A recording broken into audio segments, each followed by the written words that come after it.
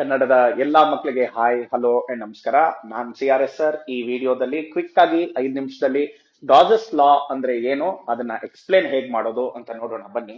ಎಲ್ಲದಕ್ಕಿಂತ ಮುಂಚೆ Karl Friedrich Gauss ಆ ವೆಸ್ಟಿನ ರಾಮಾನುಜಂ ಹೆಂಗೆ ನಮ್ಮಲ್ಲಿದ್ರೋ ಹಾಗೆ ಅಲ್ಲಿ ವೆಸ್ಟ್ ಅಲ್ಲಿ ಅವ್ರು Karl Friedrich Gauss very genius person. ಈ ಫಾರ್ಮ್ಯುಲೇಷನ್, ಈ ಲಾದು ಫಾರ್ಮ್ಯುಲೇಷನ್ ಆಗಿದ್ದು 1835 ಅಲ್ಲಿ. ಅಂಡ್ ಈ ಗಾಸಸ್ ಲಾ ಏನಿದೆ ಮ್ಯಾಕ್ಸ್ವೆಲ್ಸ್ ಈಕ್ವೇಶನ್ ಇನ್ನ ಭಾಗನೂ ಹೌದು. ಇದನ್ನ ಎಲೆಕ್ಟ್ರೋಮ್ಯಾಗ್ನೆಟಿಕ್ ವೇವ್ಸ್ ಅನ್ನೋ ಚಾಪ್ಟರ್ ಅಲ್ಲಿ ಹೇಳ್ಕೊಡ್ತೀನಿ.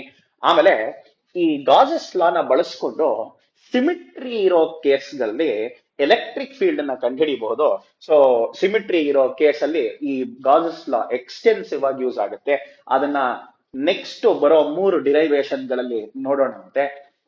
ಕೂಲೂಮ್ಸ್ ಲಾಗೆ ಈಕ್ವಿವೆಲೆಂಟ್ ಲಾ ಇದು. ಅಂದ್ರೆ ಒಂದು ಕಾಯಿನಿನ ಒಂದು ಭಾಗ ಕೂಲೂಮ್ಸ್ ಲಾ ಆಗಿದ್ರೆ ಅದರ ಇನ್ನೊಂದು ಭಾಗ ಗೌಸಸ್ ಲಾ ಕಣಪ್ಪ. ಈಗ ಸ್ಟೇಟ್ಮೆಂಟ್ ನೋಡೋಣ ಬನ್ನಿ. ಇದೇ ಬಹಳ ಇಂಪಾರ್ಟೆಂಟ್ ವಿಷಯ. ನಿಮ್ಗೆ ಎಕ್ಸಾಮ್ ಅಲ್ಲಿ ಕೇಳ್ತಾರೆ, 2 ಮಾರ್ಕ್ಸ್ ಕೇಳ್ತಾರೆ. ಏನಂತ ಕೇಳ್ತಾರೆ? ಸ್ಟೇಟ್ ಗಾಸಸ್ ಲಾ ಅಂಡ್ ಎಕ್ಸ್ಪ್ಲೇನ್ ಅಂತ ಹೇಳ್ತಾರೆ. ಆಗ ಸ್ಟೇಟ್ಮೆಂಟ್ ಏನ್ ಬರಿಬೇಕು ಅಂತ ಹೇಳ್ತೀನಿ, ಕೇಳಿಸ್ಕೊಳ್ಳಿ. The total flux through any hypothetical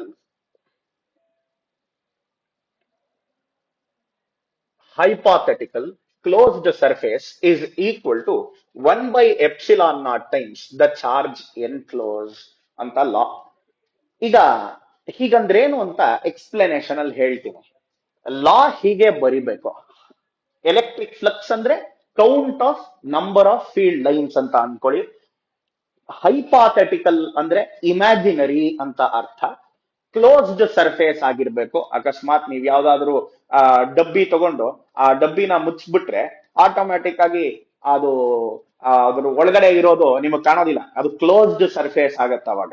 so ಅಕಸ್ಮಾತ್ ಯಾವ್ದಾದ್ರು ಒಂದು ಪ್ಲಾಸ್ಟಿಕ್ ಕವರ್ ತಗೊಂಡು ಅದ್ರೊಳಗೆ ಏನಾದ್ರು ಹಾಕ್ಬಿಟ್ಟು ಗಂಟು ಹಾಕ್ಬಿಟ್ರೆ ಪ್ಲಾಸ್ಟಿಕ್ ಕವರ್ ಇವಾಗ ಎಲ್ಲೂ ಓಪನ್ ಇಲ್ಲ, ಅದು ಕ್ಲೋಸ್ಡ್ ಸರ್ಫೇಸ್ ಏನೇನೆ. ಸೊ ಕ್ಲೋಸ್ಡ್ ಸರ್ಫೇಸ್ ಗಳಿಗೆ ಅವು ಎಕ್ಸಾಂಪಲ್ಸ್. ಬಟ್ ಈ ಕ್ಲೋಸ್ಡ್ ಸರ್ಫೇಸ್ ಏನಿದೆ ಅದು ಇಮ್ಯಾಜಿನರಿ ಆಗಿರ್ಬೇಕು.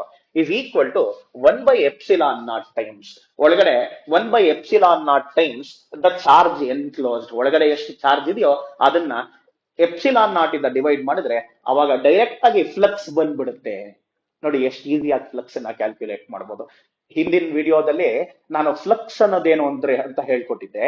ಈಗ ಫ್ಲಕ್ಸ್ ನ ಕ್ಯಾಲ್ಕುಲೇಟ್ ಮಾಡೋ ವಿಧಾನ ನಾನು ಅವತ್ತು ಹೇಳ್ಕೊಟ್ಟಿದ್ದು ಈ ತರ. A contour integral over a surface of E dot dA, dA ಅಂದ್ರೆ tiny area, E ಅಂದ್ರೆ electric field, dot product ಅಂದ್ರೆ scalar product, is equal to total charge enclosed. ಇದು ಗೌಸಸ್ ಲಾ ಇನ ಭಾಗ. Total charge enclosed divided by epsilon not. Left side ಅಲ್ಲಿ ಇರೋದು regular ಆಗಿ ನಾವು ಫ್ಲಕ್ಸ್ ಅನ್ನ ಕ್ಯಾಲ್ಕುಲೇಟ್ ಮಾಡೋ ವಿಧಾನ. ರೈಟ್ ಸೈಡ್ ನಮ್ಮ ಗೌಸಸ್ ಲಾ. ಒಳಗಡೆ ಎಷ್ಟು ಚಾರ್ಜ್ ಇದೆಯೋ ಅದನ್ನ ಸೋರ್ಸ್ ಚಾರ್ಜ್ ಅಂತ ಕರೀತಾರೆ. ಪಾಸಿಟಿವ್ ಆದ್ರೆ, ನೆಗೆಟಿವ್ ಆದ್ರೆ ಸಿಂಕ್ ಅಂತ ಹೇಳಿ ಕರೀತಾರೆ. ಬಟ್ ನೀವು ನೋಡೋಣ, ಎಕ್ಸ್ಪ್ಲನೇಷನ್ ನೋಡೋಣ ಬನ್ನಿ. ಈಗ ಯಾವುದೋ ಒಂದು ಕ್ಲೋಸ್ಡ್ ಸರ್ಫೇಸ್ ಇದೆ ಅಂತ ಅನ್ಕೊಳ್ಳೋಣ. ಆ ಸರ್ಫೇಸ್ ಒಳಗೆ ತುಂಬಾ ಚಾರ್ಜ್ ಗಳಿದೆ ಅಂತ ಅನ್ಕೊಳ್ಳೋಣ. Q1 ಇದೆ, Q2 ಇದೆ, Q3 ಇದೆ. ಅದೇ ತರ ಬಹಳ ಇದೆ.